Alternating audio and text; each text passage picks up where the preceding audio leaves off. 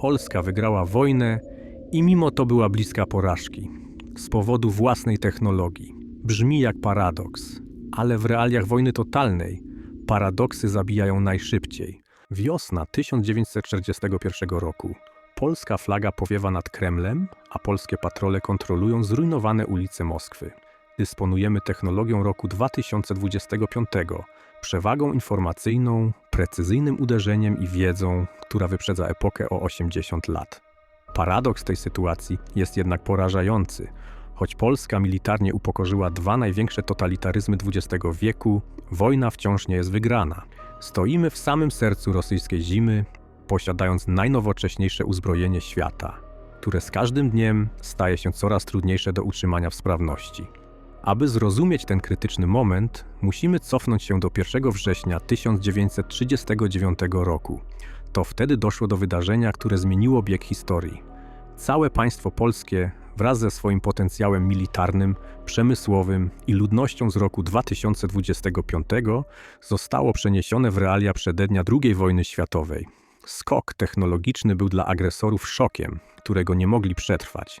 Trzecia Rzesza przestała istnieć w zaledwie kilka tygodni. Blitzkrieg w wykonaniu Wojska Polskiego XXI wieku był chirurgiczny, bezlitosny i absolutny. Związek Radziecki, uderzając zgodnie z planem 17 września, wpadł w pułapkę, której Stalin nie był w stanie przewidzieć.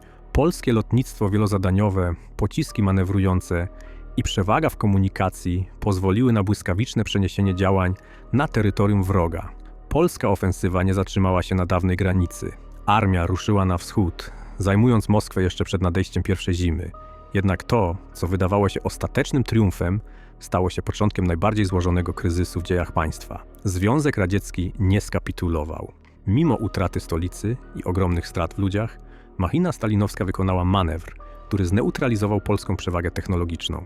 Ośrodki decyzyjne, dowództwo oraz, co najważniejsze, cały kluczowy przemysł ciężki zostały ewakuowane za Ural. W tamtejszych zakładach, poza zasięgiem operacyjnym większości polskich systemów, produkcja wojenna trwa nieprzerwanie. Stalin zrozumiał, że nie wygra z Polską w bezpośrednim starciu. Postanowił więc wygrać wojnę na czas. Ten odcinek nie będzie opowieścią o heroicznych szarżach czy wielkich bitwach pancernych. One już się odbyły i zakończyły polskim zwycięstwem. Dziś analizujemy paradoks hegemonii. Sytuację, w której armia XXI wieku zderza się z brutalnymi realiami logistycznymi i przemysłowymi roku 1941. Polska nie przegrywa militarnie. Na żadnym odcinku frontu polski żołnierz nie musi ustępować pola Armii Czerwonej. Problemem nie jest brak odwagi czy utrata przewagi technologicznej. Problemem jest matematyka wojny totalnej. Doktryna wojenna roku 2025 opierała się na założeniu krótkich, intensywnych konfliktów o wysokiej precyzji. Polska armia została stworzona do szybkiego obezwładnienia przeciwnika poprzez uderzenia w centra grawitacji. Tymczasem na wschodzie centra te zostały rozproszone na tysiącach kilometrów kwadratowych. Skala frontu, rozciągającego się od Arktyki po Morze Czarne, zaczęła pochłaniać zasoby w tempie, którego nie przewidział żaden planista. Kluczowym wyzwaniem jest tempo zużycia sprzętu. Nowoczesny czołg, transporter opancerzony czy myśliwiec to niezwykle skomplikowane systemy, których czas życia w warunkach intensywnej eksploatacji jest ograniczony. Po 2 latach nieustannych walk, polskie zasoby części zamiennych, specjalistycznych olejów i zaawansowanej amunicji zaczęły topnieć. To tutaj ujawnia się najsłabszy punkt Polski przeniesionej w czasie – brak globalnego zaplecza przemysłowego XXI wieku. Musimy to wyjaśnić wprost. Polska w 1941 roku posiada wiedzę o produkcji mikroprocesorów, metali ziem rzadkich i nowoczesnych materiałów kompozytowych. Problem polega na tym, że w tym świecie te technologie jeszcze nie istnieją. Nie ma fabryk półprzewodników o nanometrowej precyzji. Nie ma rafinerii zdolnych produkować paliwa lotnicze o tak wysokiej liczbie oktanowej i czystości, jakiej wymagają silniki nowoczesnych myśliwców odrzutowych. Nie istnieją łańcuchy dostaw, które pozwoliłyby sprowadzić brakujące komponenty z Azji czy Ameryki. To nie jest regres technologiczny w sensie zapominania wiedzy, to brutalne ograniczenie odtwarzalności. Polski inżynier wie, jak zbudować radar z aktywnym skanowaniem fazowym, ale nie ma do dyspozycji urządzeń, które potrafią go wyprodukować. Produkcja nowoczesnego sprzętu w realiach 1941 roku jest procesem powolnym, ekstremalnie kosztownym i praktycznie niemożliwym do skalowania. Każdy utracony dron, każda wystrzelona rakieta Spike czy Javelin to zasób, którego nie da się łatwo zastąpić w ciągu tygodni, a nawet miesięcy. Stalin gra racjonalnie. Radzieckie dowództwo wyciągnęło wnioski z klęsk 1939 i 1940 roku. Związek Radziecki unika decydujących bitew, w których polska przewaga w obserwacji i precyzji ognia mogłaby zmieść ich dywizję w godzinę. Zamiast tego stosują taktykę 1000 cięć. Nieustanne rajdy, partyzantka na tyłach, wymuszanie na Polakach ciągłego ruchu i zużywania paliwa oraz resursów silników. Stalin czeka, aż polska technologia po prostu się zużyje. Strategia Sowietów opiera się na przestrzeni i czasie. Rosjanie wiedzą, że polska logistyka jest napięta do granic możliwości. Utrzymanie okupowanej Moskwy i linii frontu tysiące kilometrów od Warszawy wymaga nieustannego strumienia zaopatrzenia. Zaopatrzenia, które porusza się po drogach i liniach kolejowych o standardzie z połowy XX wieku. Polska armia, mimo swojej nowoczesności, musi polegać na infrastrukturze, która nie przystaje do jej potrzeb. Wobec tego faktu polskie dowództwo generalne musiało podjąć najtrudniejszą decyzję strategiczną w historii państwa. Stało się jasne, że próba utrzymania armii w standardzie czystego 2025 roku doprowadzi do nieuchronnego paraliżu w ciągu kolejnych 2 lat. Polska stanęła przed koniecznością zmiany samej natury swojego wojska. To nie była porażka, lecz świadoma ewolucja, przejście z armii szoku technologicznego na armię wojny długiej.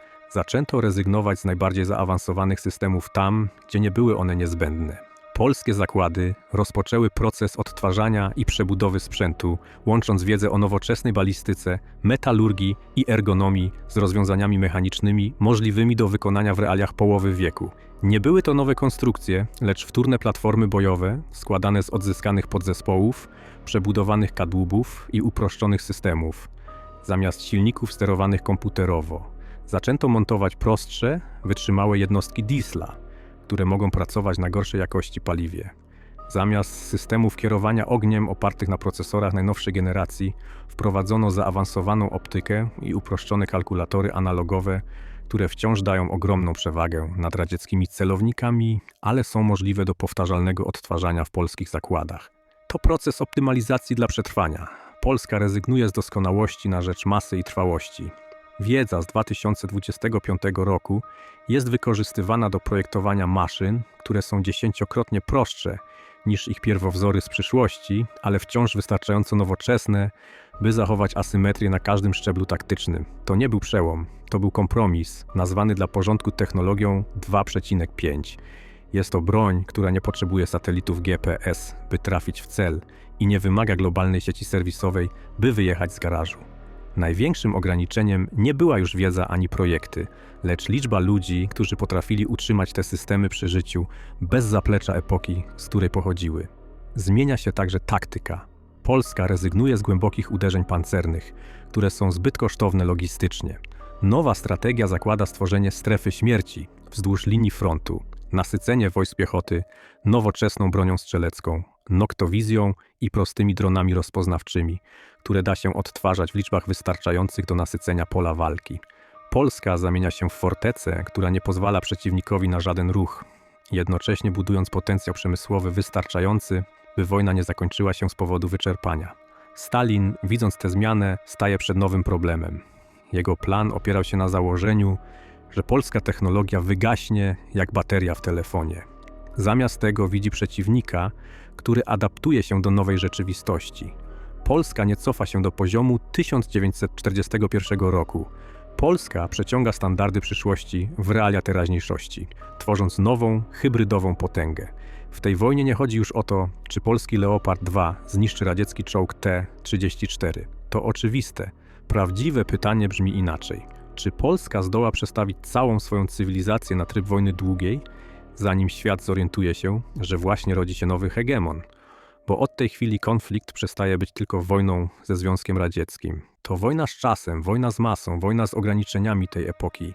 Każdy uproszczony pojazd bojowy, który uda się ponownie wprowadzić do linii, każdy karabin wyprodukowany bez mikroprocesora, każda linia kolejowa odbudowana szybciej niż Sowieci zdążą ją wysadzić. To już nie są detale techniczne. To fundament nowego świata, budowanego w cieniu ruin starego. Polska nie cofa się do 1941 roku. Polska przeciąga przyszłość siłą w teraźniejszość, łamiąc zasady gry, na których opierał się cały XX wiek. I właśnie dlatego ta wojna wchodzi w decydującą fazę. Za Uralem Stalin zebrał wszystko, co uratował. Fabryki pracują non-stop, tysiące T-34, miliony ludzi. I teraz rusza kontratak na Moskwę pełną siłą. Czy Polska utrzyma stolicę, którą zdobyła? Czy technologia 2,5 wystarczy przeciwko masie, głodowi i zimie? To już nie jest tylko wojna ze Związkiem Radzieckim. To wojna o wszystko. Jeśli chcesz zobaczyć, czy flaga nad Kremlem przetrwa lato 1941, zostań tutaj. Ostatni odcinek sezonu już niedługo.